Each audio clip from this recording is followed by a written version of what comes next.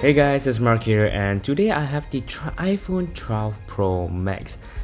And yeah, it's really my first time making a review on a phone, especially an iPhone, and I'm still trying to get used to calling the iPhone 12 Pro Max since I'm always using the word iPhone 11 Pro Max so much more, and it's much more easier to pronounce as well. So yeah, without further ado, let's get right into it.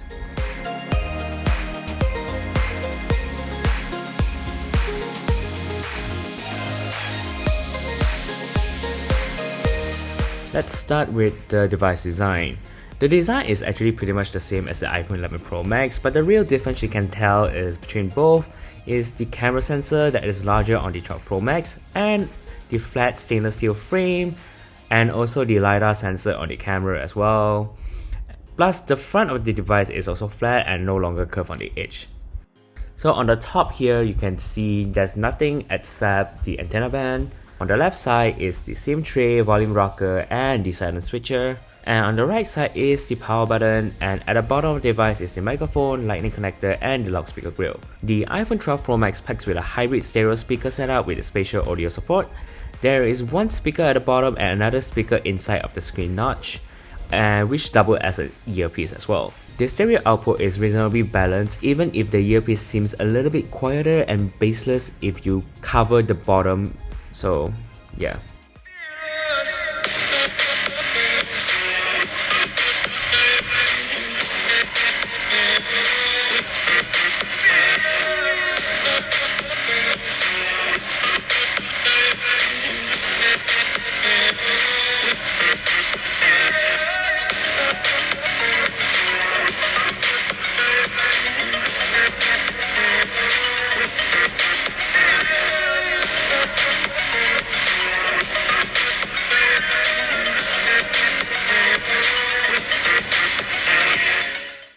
The iPhone 12 Pro Max comes with iOS 14.1 pre-installed, at least depending on the batch you are getting.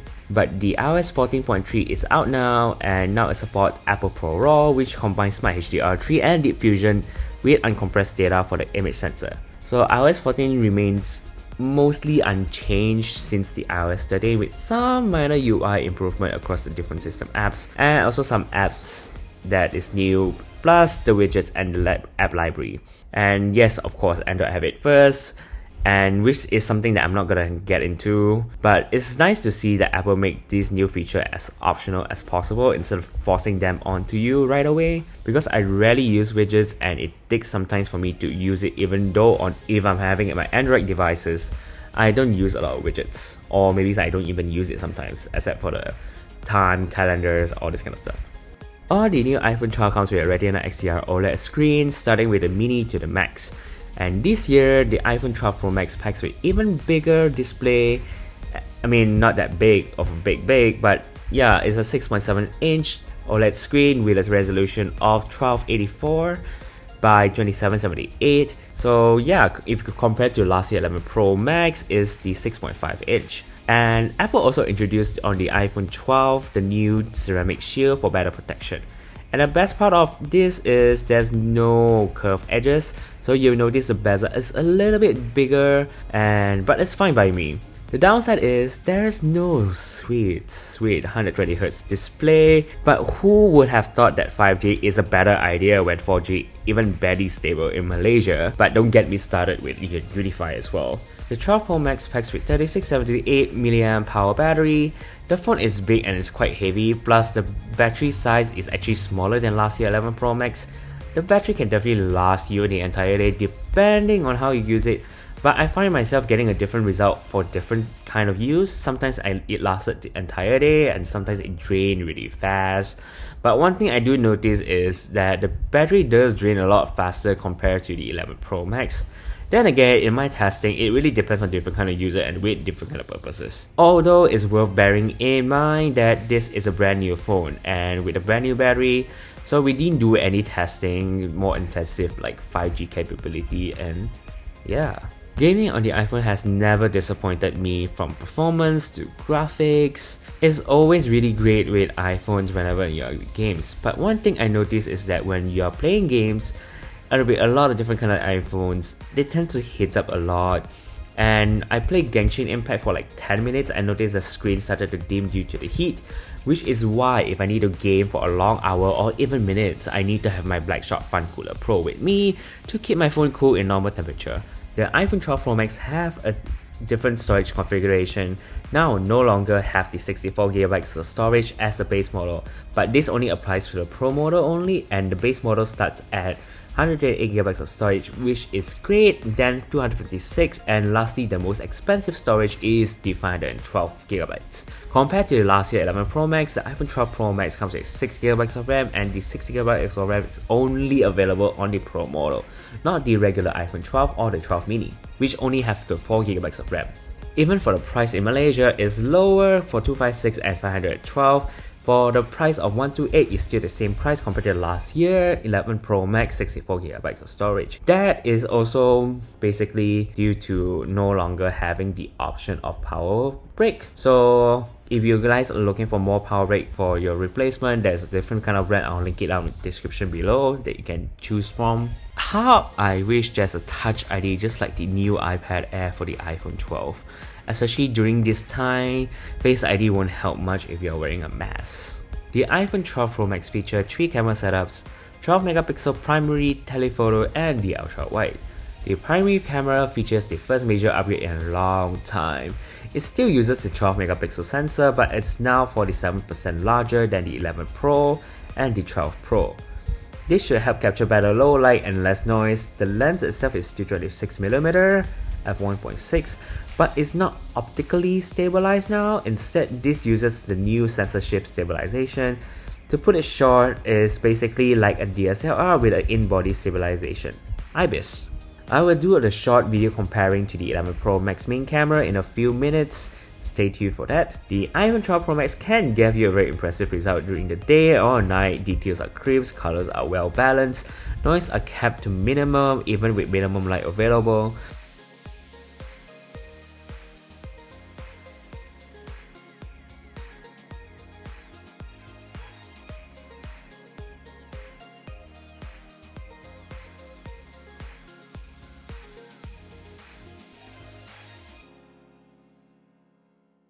The only complaint I have is the weird dot when you're taking photo directly to the sun. It's just they haven't fixed this issue since the 11 Pro Max. And night mode is finally available on 3 cameras, which is a huge deal for me. No longer have to buy more moment lenses and moment cases. So this is something that's very fun for me to play with and to use as well. The portrait mode are shots with the telephoto camera by default, but you can switch the main snapper at any time when you need a wider photo. The LiDAR scanner is a big help here as it creates an incredibly detailed depth map for the camera to use, and the subject separation is supposed to be near to be perfect.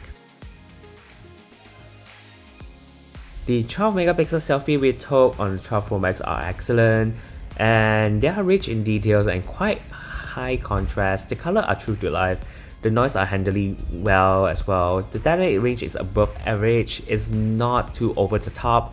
The image looks overall very balanced. Night mode works on the new selfie camera as well. It successfully brightened up the photo but exposed more detail, but the image looks rather soft and noisy. And if you're wearing glasses like me, the night mode selfie does not help a lot.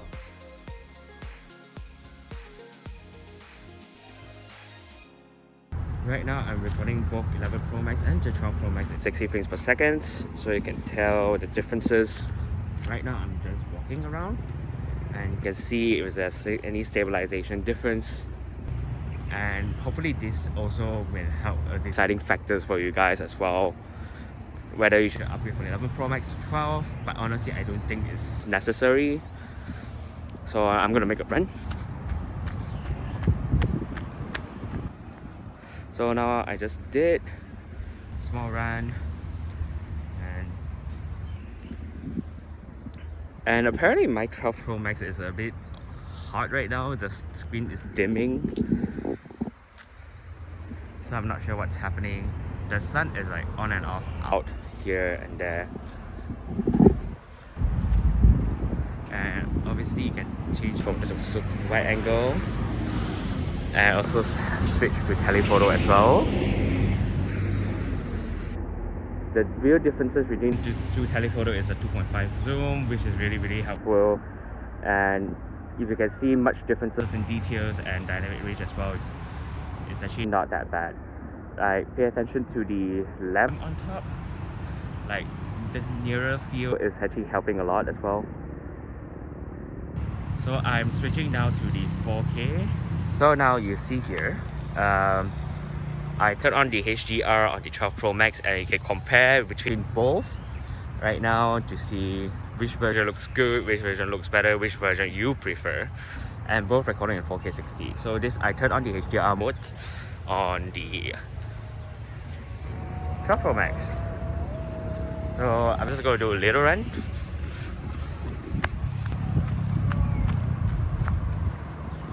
Looks great, looks good, feels good.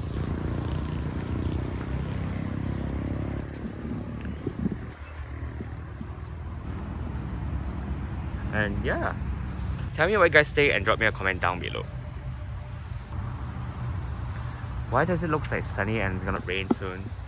Basically, after using it for 1 week or so, I don't really feel that much difference coming from 11 Pro Max. It's still a great phone to get. It doesn't matter if you get the Pro Max or the Pro version, you will not go anyhow wrong with any of those two. And even if you plan to just have the iPhone 12 itself, it actually does a lot of good as well.